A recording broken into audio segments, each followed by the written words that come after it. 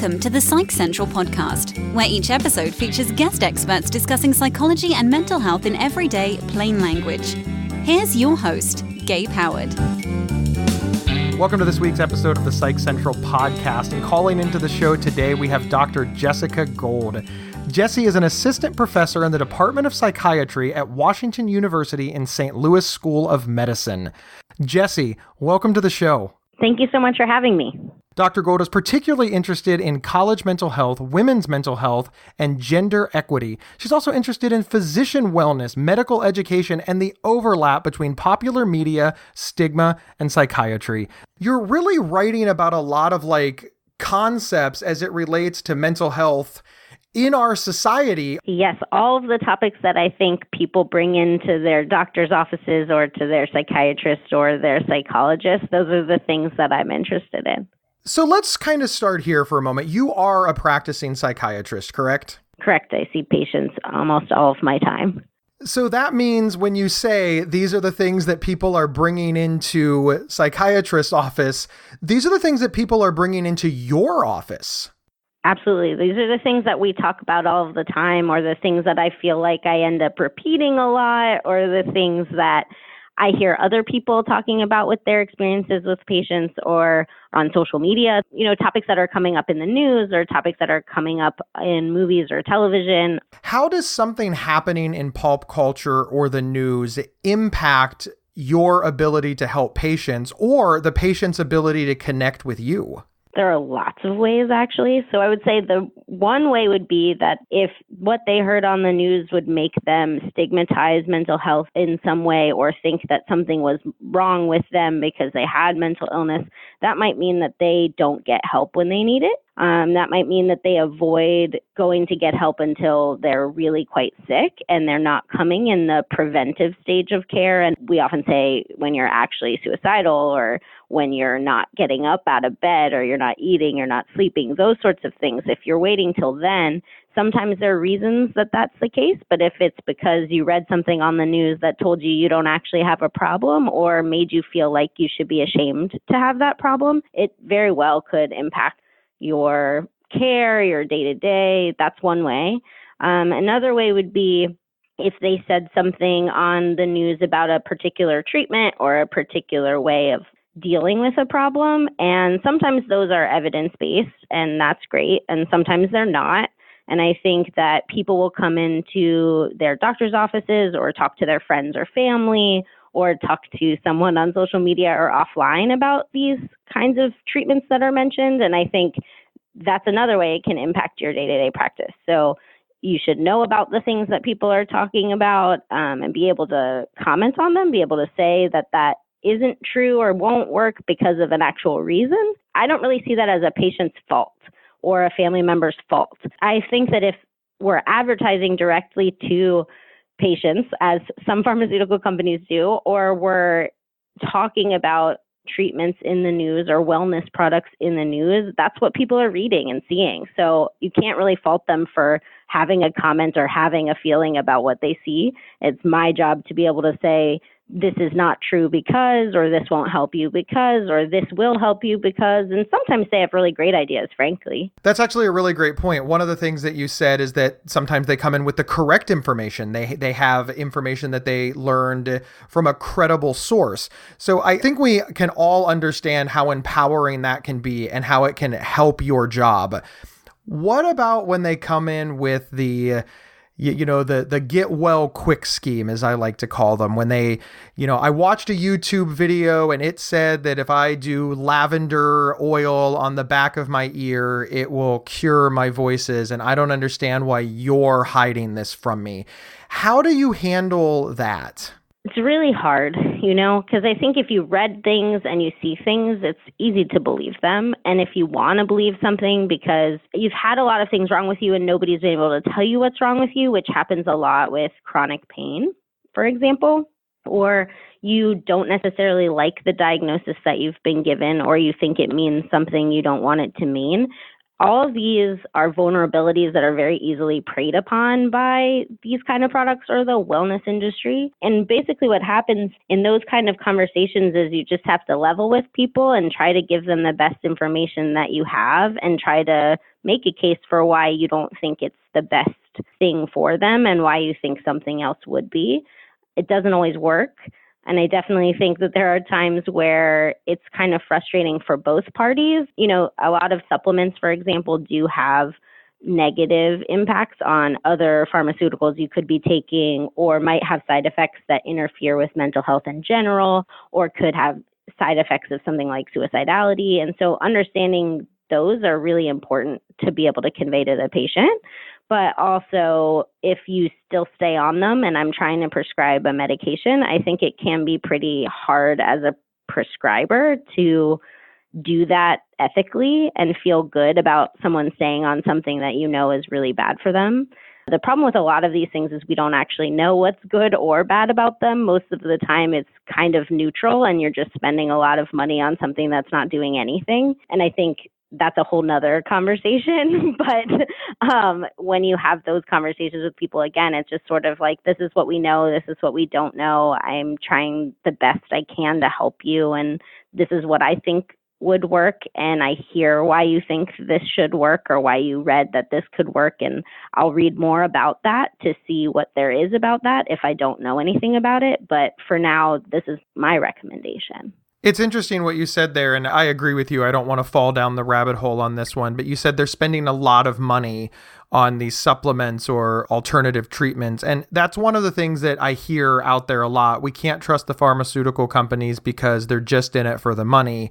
And yet the supplement business, the alternative medical business, is a multi-billion-dollar industry. And yet somehow it's managed to kind of create this idea that, oh no, they're in it to help you, unlike regulated industries. And I'm sure we could do a whole show on that. But how does it make you feel knowing that they're dissing a multi-billion-dollar industry in favor of another multi-billion-dollar industry, and they're sitting in front of you and you seem to have the least amount of clout in the room sometimes? Frustrated is the first word that comes to my mind. I think that there are plenty of problems with the pharmaceutical industry, don't get me wrong. And I think that one of the things that's not a problem is that they do evidence-based studies. Sure, like some of the studies are probably skewed and they are presenting a lot of the better evidence, but they have to go through FDA approval.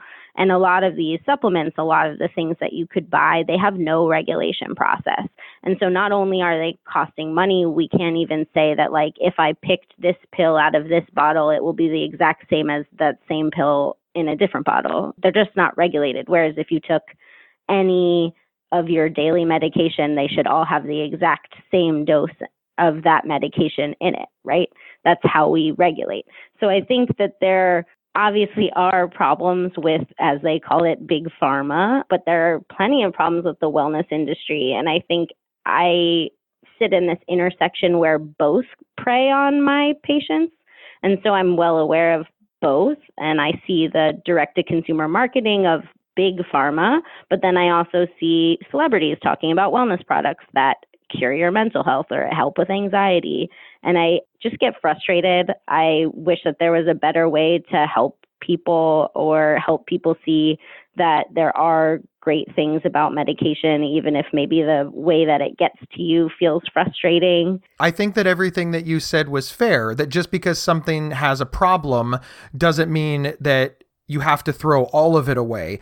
I always use the example that, look, as much as I love my wife, she's not perfect. She's my wife. I picked her from all of my options. And even I can admit, as much as I love her, that she has her flaws. But overall, she's a great wife. But we look at corporations, at industry, at companies, and we somehow are only willing to accept perfection. We don't have this attitude in other areas, but we sort of have it in our mental health care and probably our medical care. This just happens to be a mental health show. Can you kind of speak on that for a moment? Because there's nothing that's perfect, including, if we're being honest, psychiatrists. I'm absolutely not perfect. I think that's also a fault of sort of medicine and how we train and how medicine has been perceived throughout history. I think it's also why so many medical providers that have medical illnesses or mental illnesses have trouble admitting them. I think if we're supposed to be perfect, how can we also have depression, or how can we also be burned out, right? I mean, there's a high rate of mental illness in physicians for a reason, and we don't get treatment. Physicians in general tend to treat themselves instead of going to get help. So I think it has a ton of downstream effects. I think it's humble and true to say you don't know when you don't know, and there are lots of things we don't know.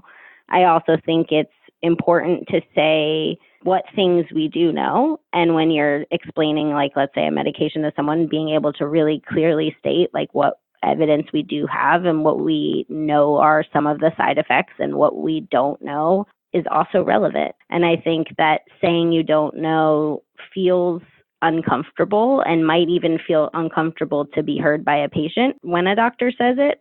But it's true a lot of the time. We're working on a lot of this stuff. A lot of things change at a pace that's much quicker than research, and definitely much quicker than FDA approvals of any sort of medication or new treatment. So I think the idea of perfection definitely has effects on not just the doctor-patient relationship, but I think on physicians and other health providers themselves. We're going to step away to hear from our sponsor. We'll be right back. This episode is sponsored by BetterHelp.com. Secure, convenient, and affordable online counseling. All counselors are licensed, accredited professionals. Anything you share is confidential. Schedule secure video or phone sessions, plus chat and text with your therapist whenever you feel it's needed. A month of online therapy often costs less than a single traditional face-to-face session. Go to BetterHelp.com/PsychCentral and experience 7 days of free therapy to see if online counseling is right for you. BetterHelp.com/PsychCentral. We're back talking with psychiatrist and popular media writer, Dr. Jessi Gold. Your writing has been featured in Self, In Style, Glamour, The Huffington Post, all kinds of places online. Let's pick on your fellow psychiatrists for a moment. Why are you drawn to this type of public outreach in a way that your colleagues are not? That's a really good question. I think that when I was in training, it wasn't necessarily frowned upon, but I wouldn't say was encouraged to do this sort of writing. You know, if you get trained in an academic medical center, writing research papers, writing for our own peers is very valued. And so you spend a lot of time doing that. So if you spend a lot of time doing that and it's encouraged and supported, there's a lot less encouragement on the popular press side of writing. We also don't have as much training on it. Nobody's really teaching us how to write. One reason why other providers are not doing it is they might not think they're a good writer, or they might not think that that's something they know how to do, because academic writing is very, very different than popular press writing. It's sort of like when you go to the doctor and they're explaining things and they're only using big jargon words and you're really confused, versus how I'm talking to you now. They're very different communication styles.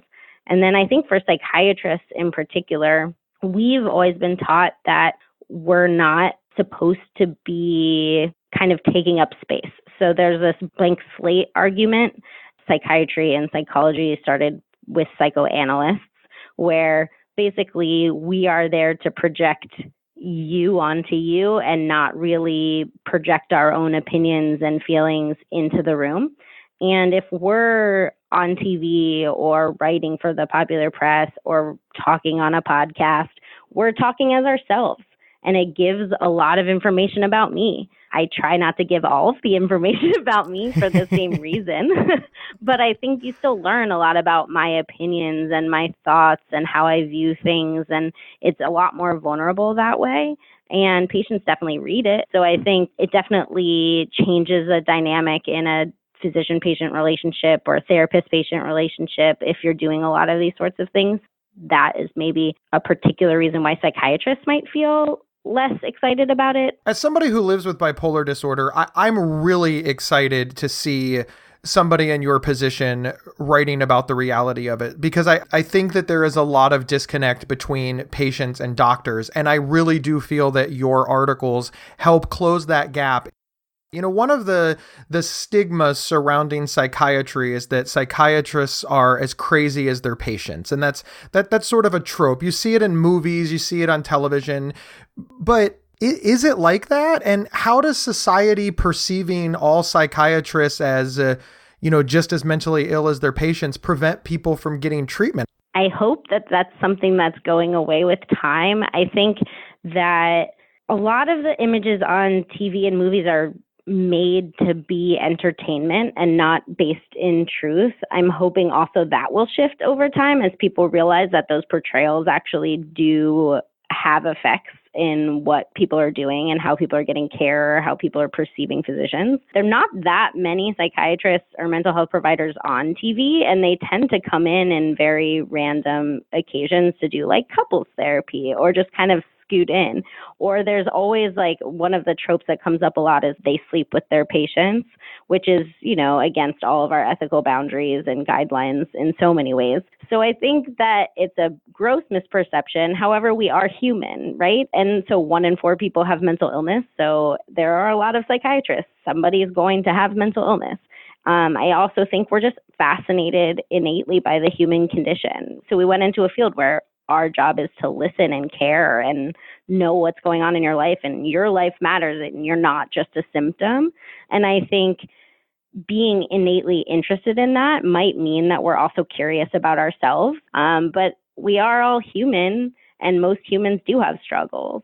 I love your general attitude of, look, I don't know everything, but hey, at least I'm willing to talk about it and engage people. I love your vibe so much. Thank you. Sometimes doctors believe that they know everything, and I think that's where people get in trouble. And I don't know if it's extra true in the mental health space, but I talk to a lot of people, a lot of mental health patients that are just like, I told my doctor that this was unacceptable, and my doctor said, well, you're either going to kill yourself or you're going to do what I say. And I'm like, oh my God, that's so horrible. Talk about like lack of bedside manner, right? It's scary. When we talk about your writing, Jessie, who are you considering your target audience? I would like to say everyone. I particularly pick places that I am aiming to talk to my patients' families, the general population that have these misconceptions about mental health. I don't love writing for a medical audience. I do research because that's part of my job. I have written for psychiatric publications where it comes up, but I really do love aiming to write for just kind of everyone. And that means that my pieces have gotten into a lot of, we would call them like traditionally women's magazines. And I don't know if that's just because of who I know or how I've gotten connected, but it's not that I'm meaning to exclude men by any means, because men obviously also have mental health problems and have rates of mental illness at high rates as well. But I really hope that everyone reads the kind of stuff that I'm writing. And a lot of what I'm writing is inspired by things that I'm talking about with patients and things that come up. And so if they're coming up with me, they're probably coming up with other people. So I'm hoping that that makes it exciting for people to read, or they find it useful. I wrote a piece about questions that you should ask your therapist. And I thought that that would, be something that someone could read before they went to a therapist, and they could carry it with them to the therapist or think about these things before. And they're just like things that maybe you hadn't thought about before. Like, would you want to say hi to your therapist if you saw them in the street? That kind of thing. And I think they're just questions that come up with me, and I hope other people are excited and interested in them. And so I write them. Jessie, we're nearing the end of the show. I am also a writer. So the question that I always like to be asked whenever I give an interview is, what's my favorite article? So I pose to you, what is your favorite piece? What is your favorite article that you have ever written? It's a very hard question for me, actually, because I like different things for different reasons. I think more recently, one of the pieces I'm really excited that I was able to write is I wrote this piece for InStyle about what it means to quote unquote check in for mental health. I think that comes up a lot, specifically with celebrities, and it was inspired by Britney Spears, actually, and these headlines that weren't really making sense about if she was in a hospital and where she was. And I got to write a piece for InStyle that really looked at What does it mean to be in a facility? What does it look like day to day? What are the different types of facilities? Because I think also when you say checking in, does that mean somebody is in an involuntary ward? Does that mean you're in residential treatment? There's just so many options. And I think it was really nice of the editor. I work a lot with that editor, writing pieces that really take things that happen in entertainment or take things that happen in popular press and inform based on them. And that was a really fun piece to do because it got to get into like the nitty gritty important stuff for patients, but it was grounded in something that people were reading about just as a headline, and actually was inspired because she was curious and she didn't know the answer. And I really like that, which is like editors of these places that could be traditionally just talking about fashion, being like, hey, like this comes up a lot and I don't know what this means. And I know someone who can help me know what this means. And will you please write it? And I was really excited to do that. So that's probably, like, if I was to pick a piece right now, I'm excited about that one. Jessie, where can our listeners find you if they want to read more and learn more about you? And drop all your social media links as well. The easiest place to find me is I'm very active on Twitter, and that for me is at Dr. Jessi Gold. I spelled Jessie, Jessi, so at Dr. Jessi Gold. Gold is just like the color or the metal or whatever you think about when you think of the word gold. I love Twitter. It's a good way of reaching out to people and connecting. It's one of my favorite forms of advocacy, so easy to find me on there. I also have a website, which is just drjessigold.com, and there you will be able to find a lot of the pieces I've written. There's a link to most of them, so you can always look up my name in things like Self Magazine or InStyle and find my stuff pretty quickly too. Jessie, that is awesome. Thank you so much for being on the show. We really appreciated having you. Thank you so much for having me. And thank you, everybody, for tuning in. I'd like to ask you a personal favor right now. Wherever you downloaded this podcast, if you could give it the appropriate amount of stars, we always love the most amount of stars, and write a review. Use your words. Tell other people why they should listen. Share on social media. Email it to a friend. There's no reason that a podcast about mental health should be this hidden. And you can get 1 week of free, convenient, affordable, private online counseling anytime, anywhere, simply by visiting betterhelp.com/psychcentral. We will see everybody next week. You've been listening to the Psych Central podcast. Previous episodes can be found at psychcentral.com/show or on your favorite podcast player. To learn more about our host, Gabe Howard, please visit his website at gabehoward.com. PsychCentral.com is the internet's oldest and largest independent mental health website run by mental health professionals. Overseen by Dr. John Grohall, PsychCentral.com offers trusted resources and quizzes to help answer your questions about mental health, personality, psychotherapy, and more. Please visit us today at PsychCentral.com. If you have feedback about the show, please email show@psychcentral.com. Thank you for listening, and please share widely.